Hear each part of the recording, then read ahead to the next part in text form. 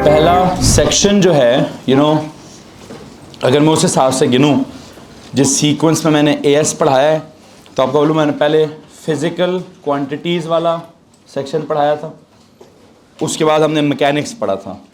तो यहाँ पर भी मैंने ऐसे ही किया कि मैंने पहले आपको कुछ फ़िज़िकल क्वांटिटीज़ रिव्यू कराई और एक एक्स्ट्रा क्वांटिटी उसमें इंट्रोड्यूस की। कौन सी वाली? वो एंगल वाली, और जिसको मैंने ज्योमेट्रिकल क्वांटिटी कहा, और उसकी जो यूनिट्स थी उनको मैंने सप्लीमेंट्री यूनिट कहा, और वैसे वो ऐसा यूनिट भी है उस एंगल की। फिर उसकी जो फर्दर डिटेल थी एंगल की, उसके लिए मैंने या तो एएस की मैथमेटिक्स का रेफरेंस दे दिया, या मैंने एएस की फ़िज़िक्स के अंदर भी एक कंबाइंड लेक्चर लिया था मैथ्स और बायोलॉजी वालों का, उसका रेफरेंस दे दिया कि वहाँ मैंने एंगल को एक्सप्लेन किया हुआ है। या फिर अभी क्या होगा, मैंने सर्कुलर मोशन स्टार्ट कर दिया है, इसके अंदर आज मैं वो सारी चीज़ें दोबारा से समझाने की कोशिश कर लूँगा। हमने क्या किया, हमने कहा यार एक काम करते हैं, मैं ये नहीं कहूँगा कि मेरा फिज़िकल क्वांटिटीज़ वाला सेक्शन है, आई मस्ट से कि मैं अगले सेक्शन पर आ चुका हूँ, जो कि क्या है, मैकेनिक्स है। मैकेनिक्स में किस चीज़ की स्टडी होती है? Is the study of motion. Motion में मैंने पेज के हेडर पर शायद 3 किस्म की मोशंस लिखवाई हों। कौन कौन सी हैं जी? It's first of all linear motion, जिसके लिए हम ट्रांसलेशनल मोशन या स्ट्रेट लाइन मोशन का लफ्ज़ भी इस्तेमाल करते हैं। और वो जो ट्रांसलेशनल या स्ट्रेट लाइन मोशन है, आई होप यू नो कि उसकी ही तो सारी डिटेल है जो कि हमने एएस लेवल पे पढ़ी है। किसी को मसला इस बात से? नो? ओके। नाउ उसकी डिटेल की रिवीजन के बारे में मैंने आपको क्या कहा कि वहाँ वो न्यूटन के लॉ क्या होते हैं, तो इक्वेशंस ऑफ मोशंस क्या होती हैं, तो वेक्टर्स क्या होते हैं, तो रेजोल्यूशंस क्या होती हैं, तो पूरे का पूरा मैकेनिक्स क्या है, वो मैंने एएस में पढ़ाया हुआ है। किसी का रिवीजन करने का दिल है या किसी ने दोबारा पेपर देना है, तो मेरी एक रीटेक की क्लास चल रही है, अगर कोई उसको ज्वाइन करना चाहता है तो वो उसको कर सकता है। मैंने इस वजह से क्या किया, मैंने उस मैकेनिक्स को दोबारा रिव्यू करने की कोशिश नहीं की। मैंने कहा मैं सीधा सीधा किधर जाऊँगा भाई, मैं इस क्लास में सीधा सीधा सर्कुलर मोशन की तरफ जाने की कोशिश करूँगा, क्योंकि अगर मैं उसको रिवाइज़ करूँ तो आपको पता है 4 महीनों का काम है। मतलब अगर चलो रिवाइज़ भी करूँ तो कोई 3 हफ्ते तो उसमें लग ही जाते हैं, या बहरहाल कितना भी मैंने टाइम लगाना है कितना नहीं लगाना, वो मेरी रीटेक की क्लास में पता चल जाएगा। यहाँ मैंने क्या करना है, सर्कुलर मोशन में चले गए हम। जब हम सर्कुलर मोशन पे गए तो भी लास्ट लेक्चर में मैंने सिर्फ कुछ एग्जांपल्स दी कि यार कौन कौन सी एग्जांपल है जिसके अंदर क्या हो रहा है, जिसके अंदर object is moving in a circular path. तो कौन कौन सी एग्जांपल्स थी भाई? मैंने अपने कमरे में से पहले एक पंखे की मिसाल दे दी, फिर मैंने कहीं जो घड़ी की सुइयाँ होती हैं उन सुइयों की मिसाल दे दी, फिर मैंने कहीं बहुत ही छोटी कोई मिसाल अगर दी हो तो इलेक्ट्रॉन्स की around the revolving around the nucleus की मिसाल दे दी। बहुत बड़ी अगर मैंने कोई मिसाल दी तो मैंने planets orbiting around the sun की मिसाल दे दी। तो you know there are so many examples of this circular motion, जिसमें वो स्केल ऑफ दैट एग्जांपल क्या है ये तो डिपेंड करता है कि आपने बहुत ही माइक्रो स्केल पे जाके कोई एग्जांपल देनी है, मैक्रो। खैर बहरहाल मुझे एग्जांपल्स बता दीजिए। आई थिंक मैंने क्लॉक की हैंड्स वाली मिसाल हो गई, फ़ैन की मिसाल हो गई, मून की मिसाल हो गई, प्लैनेट्स की मिसाल हो गई, इलेक्ट्रॉन्स की मिसाल हो गई, एंड यू नो एक और मैंने भी लास्ट मिसाल आपको क्या दी थी, एक ऑब्जेक्ट होगा जो ऑब्जेक्ट आपने रस्सी के साथ बांधा होगा और उस रस्सी को आप क्या करेंगे, घुमा रहे होंगे, हैं जी। इस मिसाल की मैंने शायद ड्राइंग भी आपको बनवा दी। अब मैं इस मिसाल की ड्राइंग के ऊपर कुछ न कुछ चीज़ें एक्सप्लेन करना स्टार्ट करना चाहता हूँ। तो आई थिंक आज का जो मेरा लेक्चर है that is terms related to circular motion. Please heading दीजिए।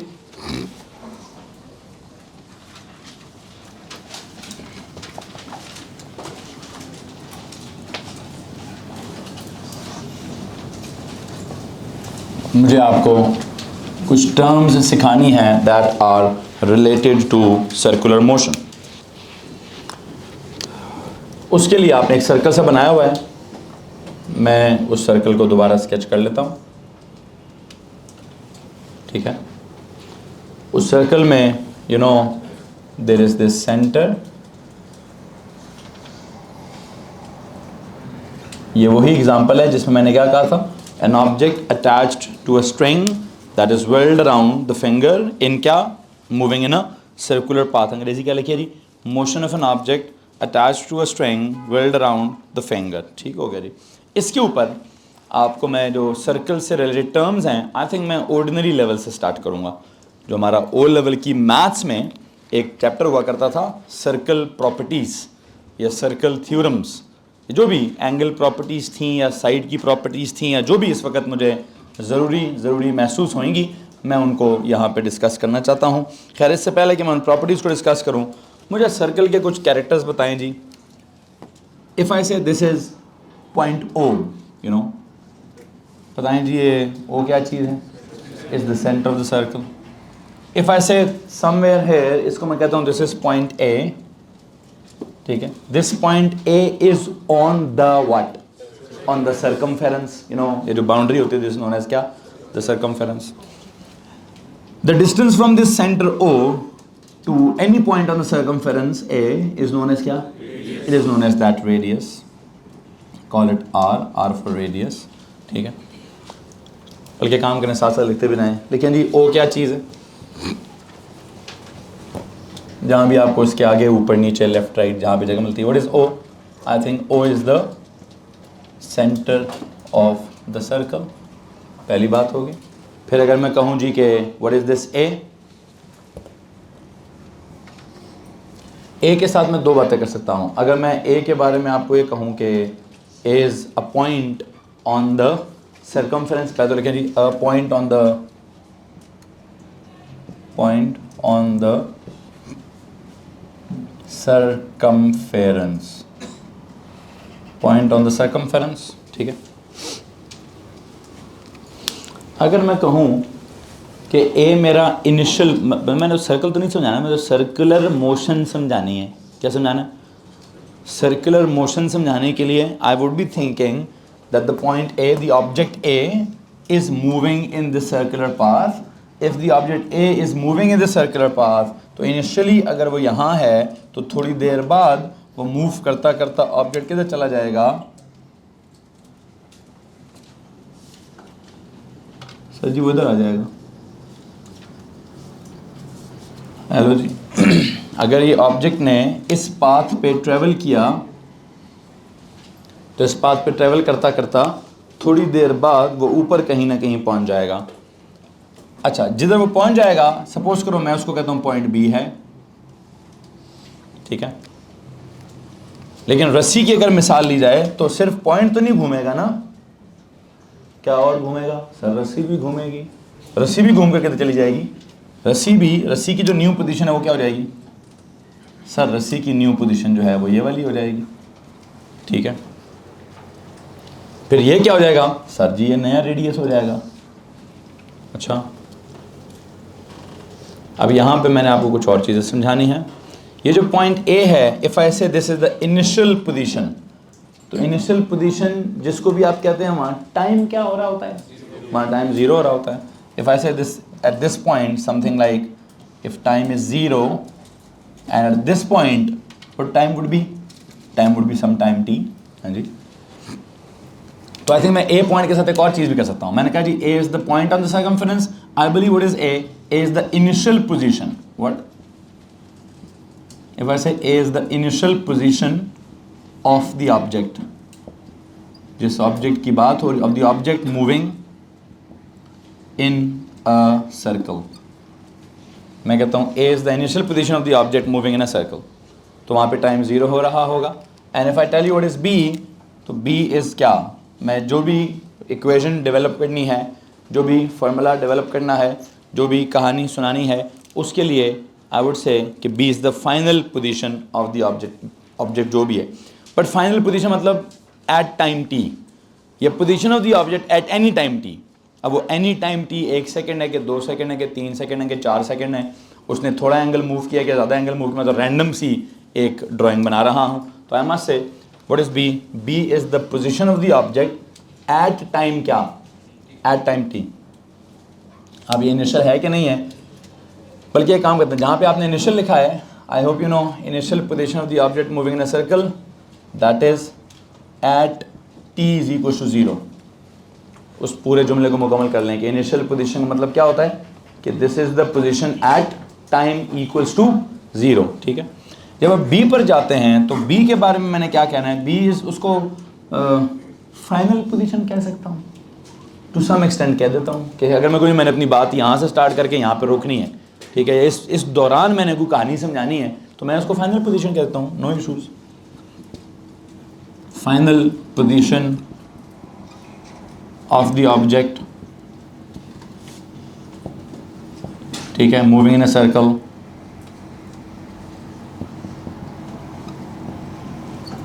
That is at time is equal to some time, या position of the object at any time T, आप इसको भी कह सकते थे position of the object at any time T.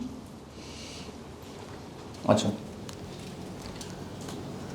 अब यहाँ से ना आपने दो तीन चीज़ें समझनी है कि ऑब्जेक्ट इनिशियली ए पर था, कोई रॉकेट साइंस नहीं है सर। ऑब्जेक्ट चूँकि सर्कुलर पाथ पे मूव कर रहा है, सर्कल में मूव कर रहा है, तो थोड़ी देर बाद अलोंग द सर्कमफेरेंस कहीं आगे चला गया है, इसमें कोई बात नहीं है सर। तो एक मखसूस टाइम जो है वो गुजर गया, उसका तो कोई प्रॉब्लम नहीं है। लेकिन इस टाइम के दौरान हुआ क्या है, इस टाइम के दौरान जिस ऑब्जेक्ट की मैं बात कर रहा हूँ उस ऑब्जेक्ट ने किया क्या है सर जी, उसने ना डिस्टेंस भी ट्रैवल किया है, उसने डिस्प्लेसमेंट भी ट्रैवल की है, उसने लीनियर डिस्प्लेसमेंट भी ट्रैवल की है, और उसने एंगुलर डिस्प्लेसमेंट भी ट्रैवल किया है।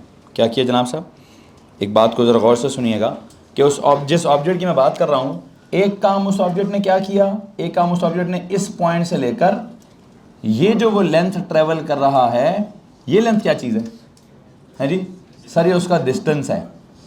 ये क्या है, ये उसका कर्व्ड लेंथ है, जिसको आप क्या कहेंगे सर जी, जिसको हम उसका डिस्टेंस कहेंगे। किसी को मसला इस बात से?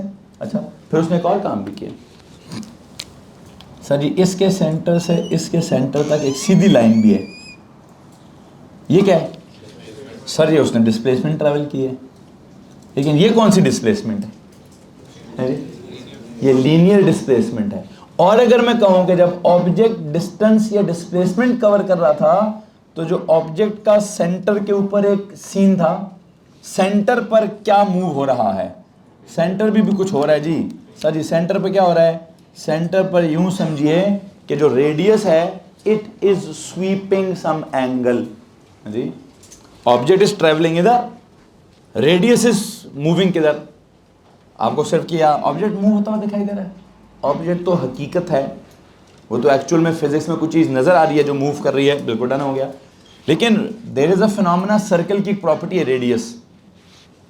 ऑल्दो ये कोई ऑब्जेक्ट नहीं है, या रस्सी है, चलो रस्सी समझ लो जी, रस्सी नहीं मूव कर रही, रस्सी इनिशियली ऐसी थी, अब रस्सी ऐसी हो गई है, तो रस्सी के बारे में क्या कहूँ, रस्सी क्या कर रही है सर, रस्सी भी कुछ कर रही है। रस्सी एट द सेंटर क्या कर रही है सर जी, रस्सी एट द सेंटर कोई एंगल कवर कर रही है। पहले मैंने कहा एंगल क्या करी, एंगल स्वीप कर रही है, एक ही बात है, स्वीप कर रही है, एंगल कवर कर रही है। उस एंगल जो उसने कवर किया है उसको क्या बोलेंगे सर जी, उसको बोलेंगे एंगुलर डिस्प्लेसमेंट। क्या करेंगे जी, एंगुलर डिस्प्लेसमेंट बोलेंगे। तो कहने का मतलब यह है कि यहाँ पर तीन फिनोमेनाज हैं। Actual movement is along the circumference, जिसमें हम कहते हैं distance has been travelled, but the displacement जो कि इनिशियल पॉइंट से फाइनल पॉइंट तक दी शॉर्टेस्ट डायरेक्टेड लेंथ है, वो एक लीनियर डिस्प्लेसमेंट कवर की गई है। फिर something has moved on the angle, ये तो चलो मीटरों में, ये भी मीटरों में है, ये मीटरों में नहीं है। अच्छा वैसे एक बात है, ये जो आपका कर्व्ड ब्लू वाला लेंथ है, इसके लिए आपने कोई लफ्ज पढ़ा है ओ लेवल में या एएस में, आर्क लेंथ। क्या पढ़ा जी सर जी, इसके लिए हमने आर्क लेंथ पढ़ा है, सिंबल इज स्मॉल एल, हमने इसका सिंबल दिया हुआ है, ठीक है। और जो एंगल और जो सेंटर पर जो भी है उसको हम ये नहीं कहेंगे यहाँ मीटर्स, यहाँ तो मीटर्स ट्रेवल हुए हैं ना, क्या यहाँ मीटर्स ट्रेवल हुए हैं? नहीं सर, ऑर्डिनरी लेवल पे यहाँ डिग्रीज ट्रेवल हुए हैं, और एडवांस लेवल पे यहाँ, बोर्ड पे देखेंगे प्लीज, बोर्ड पे देखेंगे, एडवांस लेवल पे यहाँ क्या ट्रेवल हुए सर, यहाँ रेडियंस ट्रेवल हुए हैं। तो गेटिंग माय पॉइंट। अब अगर यहाँ रेडियंस ट्रेवल हुए हैं, उसका सिंबल भी ओ लेवल में हमारे पास कोई है, क्या सिंबल देते हैं जी हम सर जी, थीटा का सिंबल देते होते हैं। किसी को मसला है तो एक काम करेंगे, एक दो नोट्स लिखने की कोशिश करेंगे, प्लीज़ लिखिए।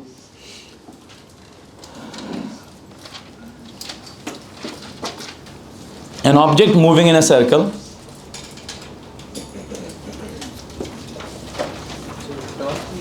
बस वही जो भी जहाँ पर ड्राइंग शुराएंगे उसके फ़ौरन बाद एक नोट लिख लें. N object moving in a circle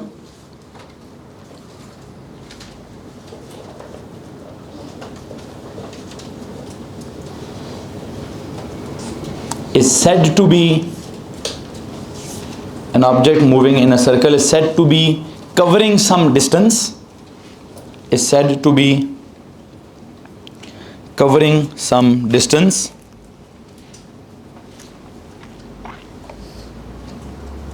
इधर ब्रैकेट में लिखिए सम डिस्टेंस का ब्रैकेट में बताया क्या लिखना है. ए बी कर्व्ड एल ये लिख दीजिए.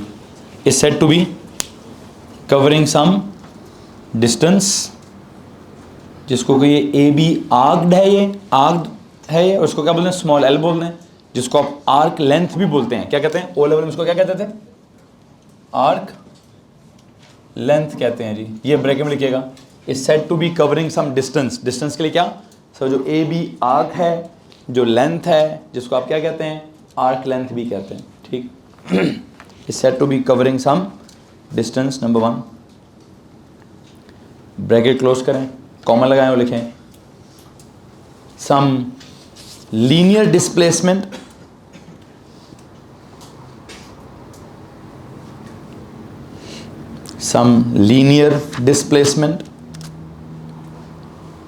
अच्छा, अब लीनियर डिस्प्लेसमेंट के लिए मैं क्या करूंगा, उसके लिए भी ब्रैकेट में लिखें जी ए बी. अब ए बी पे क्या करूं, लाइन या एरो, डिस्प्लेसमेंट है तो डिस्प्लेसमेंट के लिए क्या करेंगे एक वेक्टर का निशान लगाएं, एरो का ये वाला निशान लगाएं. ठीक है, इसके लिए सिंबल क्या दूं, what is the symbol for displacement, it's D. D in simple या D in bold, I think D को बोल्ड कर देता हूं. एस भी ले सकते हैं, यस एग्जैक्टली एस भी कर सकते हैं, बट आई थिंक मैंने ए एस में डी ही सिंबल इस्तेमाल किया है. जिस किसी ने एस इस्तेमाल किया वो एस कर ले, जिस किसी ने डी इस्तेमाल किया वो डी कर ले.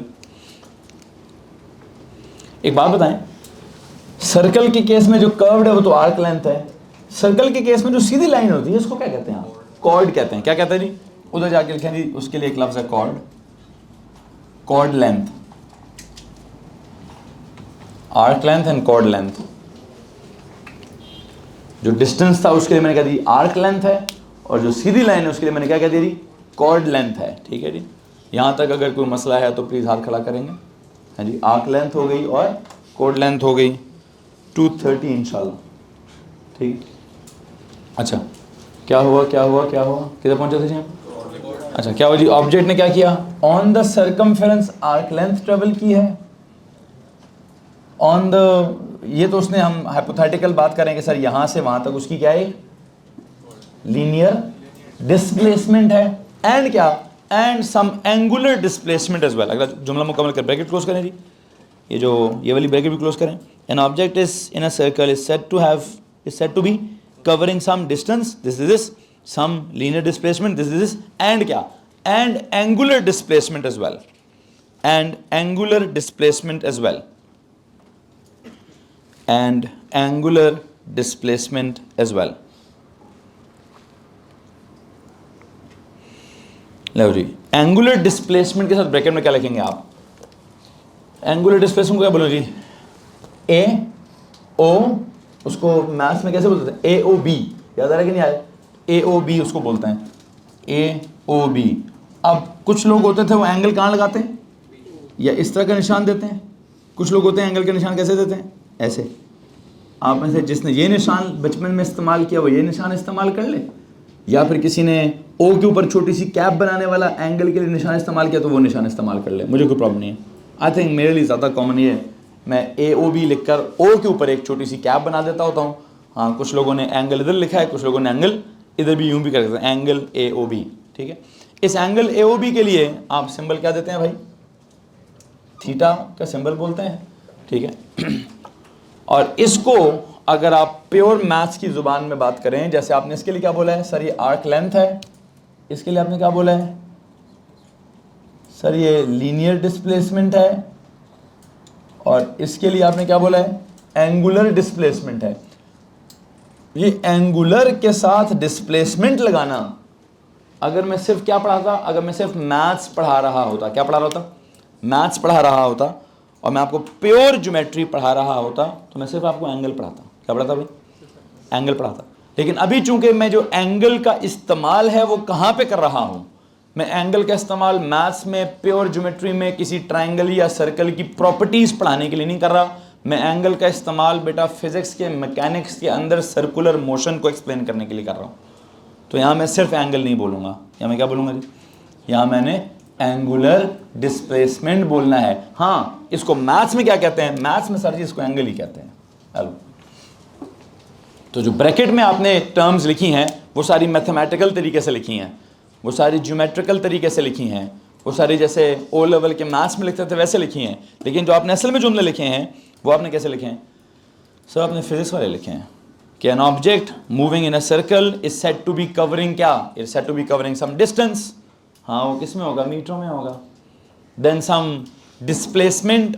अब हमने डिस्प्लेसमेंट के साथ बुनियादी तौर पर क्या कर दिया, हमने डिस्प्लेसमेंट के साथ दो डिस्प्लेसमेंट्स का जिक्र कर दिया। असल में यहाँ से टॉपिक चेंज होता है। मुझे जुमला कैसे बोलना चाहिए था, मुझे कहना चाहिए था an object in a circle is said to be covering some distance and displacement. Distance कहता है यार बहुत ऑर्डिनरी बात है, डिस्प्लेसमेंट को पकड़ के अंडरलाइन करता है, बीच में से दो एरोज निकाल लेता। कौन से वाले जनाब, एक होता है लीनियर डिस्प्लेसमेंट और एक होता है एंगुलर डिस्प्लेसमेंट। ठीक है, और फिर कहता है यार वो लीनियर डिस्प्लेसमेंट जो है वो मीटरों में होती है और एंगुलर डिस्प्लेसमेंट जो है वो रेडियंस में या डिग्रियों में होती है। फिर कहता है जो लीनियर डिस्प्लेसमेंट है वो असल में ऑब्जेक्ट ट्रेवल कर रहे हैं, और जो एंगुलर डिस्प्लेसमेंट है वो असल में रेडियस स्वीप कर रहा है। ठीक है, समझ आ रहा है कि नहीं आ रहा है? तो एक काम करते हैं, मैं इसी बात को यहाँ पे आप जुमला ख़त्म करें, मैं इसको दोबारा उस वर्जन में लिखवाना चाहता हूँ जिस वर्जन में मैं अभी सोच रहा हूँ। क्या सोच रहा हूँ जी, कि जी ऑब्जेक्ट ने क्या करना है, बल्कि काम करें, जुमला ख़त्म करके लिए इट मीन्स, क्यों लिखे जी, it means there are two different types of displacements. ये लिखिए, यहाँ से अगला जुमला स्टार्ट करते हैं। It means there are two different types of displacements. It means there are two different types of क्या जनाब, displacements. Underline the word displacement. Sir सबूत जरा गूगल करें, उसने एंगुलर डिस्प्लेसमेंट की क्या डेफिनेशन लिखी है। हम यहाँ पे देखते हैं जी, हमने अपने हिसाब से क्या लिखते हैं। There are two types of displacements, please underline the word displacement. Underline करके मैं दो एरोज बनाता हूं। इस तरफ क्या लिखूं जी, लीनियर डिस्प्लेसमेंट। यहां क्या लिखूं जी, एंगुलर डिस्प्लेसमेंट। ये जो लीनियर डिस्प्लेसमेंट है, आपकी इतला के लिए अर्ज है कि इसका सिंबल क्या है, स्मॉल डी। ये जो एंगुलर डिस्प्लेसमेंट है इसका सिंबल क्या है, थीटा। ठीक है, इस आप लीनियर डिस्प्लेसमेंट को चाहें तो थोड़ा सा बोल्ड भी कर सकते हैं। ठीक है, लो जी, लीनियर डिस्प्लेसमेंट की डेफिनेशन सुनाए जनाब। क्या होता है लीनियर डिस्प्लेसमेंट जी भाई, shortest possible distance between two points, that's it. देखें जी, what is linear displacement, shortest, it is the shortest and directed length between क्या, between any two points।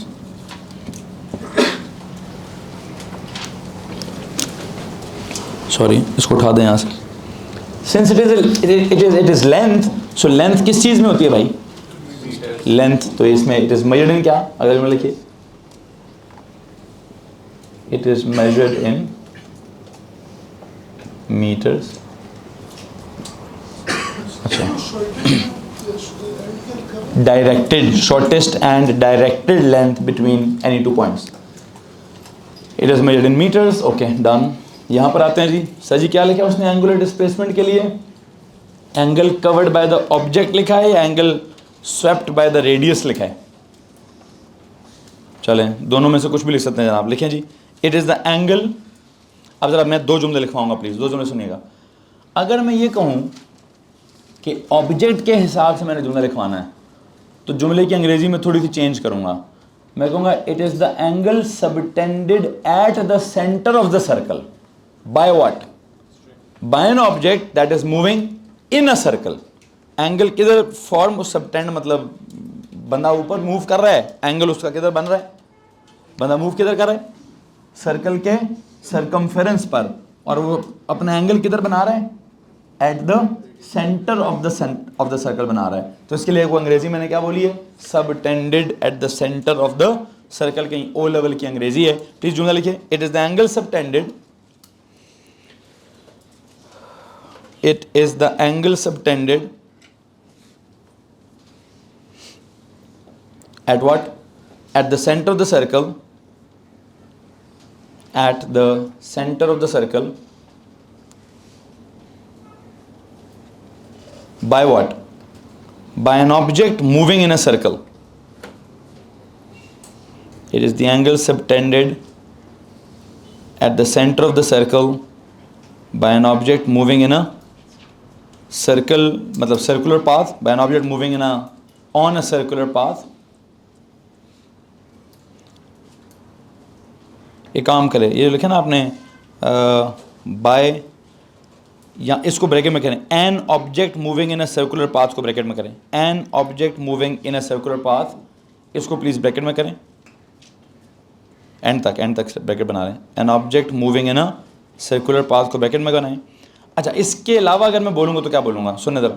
It is the angle subtended at the centre of the circle by what, by the radius sweeping in the circle. लिखें जी, by the क्या, bye the radius of the circle. It is the angle subtended at the centre of the circle by the what, by the radius of the circle, by the radius of the circle.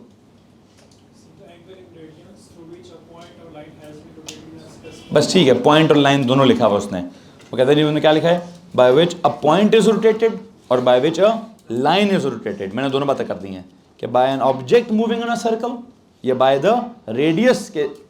अब feeling क्या है, in actual what is moving, object, but the object is moving on किधर, on the circumference. तो उसका अगर मैं कोई object circle में मूव कर रहा है, सर्कमफेरेंस में कर रहा है, तो यहां पे क्या मूव कर रहा है सर, रेडियस मूव कर रहा है। तो अब रेडियस कोई चीज तो नहीं होती ना, लेकिन हाँ वो एक इमेजिनरी लाइन तो हो सकती है। इन दिस एग्जांपल वो एक रस्सी है कि रस्सी ने एंगल मूव किया है। अब अगर वो बच्चा कहे सर जी ये सूरज है, ये प्लेनेट अर्थ है, कौन सी रस्सी है जो मूव कर रही है जी, ग्रेविटेशनल कोई फिनोमेना है इस सूरज और उस प्लेनेट के दरमियान में, जिसको आप रस्सी के तौर पर ट्रीट करेंगे। लेकिन बहरहाल मैं उसको रस्सी तो नहीं कहूँगा, मैं उसको रेडियस ऑफ द सर्कल ही कह सकता हूँ कि जी radius of the circle move कर रहा है। तो मैथ्स के अंदर जो टर्मिनोलॉजी है वो बड़े मज़े की है। वो क्या कहता है, वो कहता है यार जब आप उधर ऑब्जेक्ट मूव करने की बात करो तो उसको कहना जी उसका एक शैडो सर्कल के ऊपर मूव कर रहा है। अब वो जो ऑब्जेक्ट है उस ऑब्जेक्ट का जब शैडो सेंटर के ऊपर बनता है तो क्या कहते हैं जी, angle subtended at the centre of the circle by the what, by the object moving on a circle. वो object moving on a circular path या सरकमफेरेंस या व्हाटएवर आप कह दें। लेकिन अगर आप हकीकत में देखोगे तो आप कहोगे सर जी वो ऑब्जेक्ट उधर मूव कर रहा है, उसका शैडो इज समवेयर इधर, तो इसके लिए कोई और अंग्रेजी बोल दें, तो फिर क्या अंग्रेजी बोलें, आप बोलें सर जी क्या हो रहा है, ये रेडियस है, रेडियस यूं जो है वो, बाकी लोग इधर ध्यान दें। 5 मिनट, अभी 2:30 बजे मेरी घड़ी पर। अच्छा क्या बात हो रही है, कुछ बात हो रही है कि कुछ जुमले बना रहा हूँ। क्या जुमले बना रहा हूँ, angle subtended at the, this the very first sentence. Please याद कीजिए, पेपर में अक्सर आता है डिफाइन एंगुलर डिस्प्लेसमेंट। क्या था जनाब, डिफाइन एंगुलर डिस्प्लेसमेंट की कहानी पेपर में आती है। तो यू नो व्हाट, हमें दोनों में से आई बिलीव दोनों जुमले एक्सेप्टेबल हैं। इनमें से ऐसा कोई जुमला नहीं है कि एग्जाम वाला एक्सेप्ट ना करे, ठीक है, वो ये भी एक्सेप्ट करेगा। Angle subtended at the centre of the circle by what, by an object moving on a circular path या सर्कमफ्रेंस। और वो ये भी जुमला एक्सेप्ट करेगा कि एंगल स्वेप्ट बाय क्या, angle swept by the radius of the circle. Of course किधर बनेगा angle, at the centre of the circle. ठीक है जी। तो अगर आप एंड पे by the radius of the circle भी लिख दें तो मुझे इस बात से कोई एतराज़ नहीं है, क्योंकि जो उन्होंने लाइन गूगल की है उसमें कहा जी angle moved by a point और angle moved by a line. तो angle moved by a point का मतलब क्या है कि वो कहते हैं यार इसकी मूवमेंट का जिक्र कर लो। Angle moved by the line का मतलब क्या है कि यार आप इस लाइन को मूवमेंट करा, इसकी मूवमेंट को फील कर लो। तो फीलिंग ही करनी है, बाकी तो जो भी आप लिखेंगे। किसी को मसला तो प्लीज़ हाथ खड़ा करिए। अब चूंकि वो एंगल है, जैसे यहाँ ये लेंथ थी तो it is measured in metres, यहाँ पे क्या है, it is the what, it is the angle subtended at the centre वगैरह वगैरह वगैरह। तो यहाँ पर क्या करें सर, चूंकि ये एंगल है तो इट इज़ मेजर्ड इन क्या, it is measured in radiance. यहाँ मीटर्स के लिए सिंबल इज स्मॉल m और यहाँ रेडियंस के लिए सिंबल इज RAD। उसके लिए there is this RAD। Metre की अंडरस्टैंडिंग तो O लेवल में कराई जाती है, रेडियंस की अंडरस्टैंडिंग या तो AS लेवल पे कराई जाती है मैथ्स के अंदर, या A2 लेवल की फिजिक्स के अंदर कराई जाती है in the very first chapter. यहाँ पे आगे मैं आपको रेडियंस का जो अंडरस्टैंडिंग है वो थोड़ा सा समझाना चाहता हूँ, बल्कि रेडियस, ये सॉरी रेडियस नहीं, क्या, रेडियन। इस रेडियन की अंडरस्टैंडिंग के लिए you have a homework. What is that homework? वो जो आपका AS का फिजिक्स का एक कॉपी की एंड साइड पर एक लेक्चर आपने लिखा हुआ है, बराए मेहरबानी उसको रिवाइज़ कर आइए। कल मैंने आपसे पूछना है कि रेडियन का क्या मतलब है और क्या नहीं है, आप मुझे उसका मतलब सिखाएंगे, वहाँ से चलकर हम आगे की तरफ चलेंगे। अभी यहाँ पे मेरी कौन सी क्लास है जी?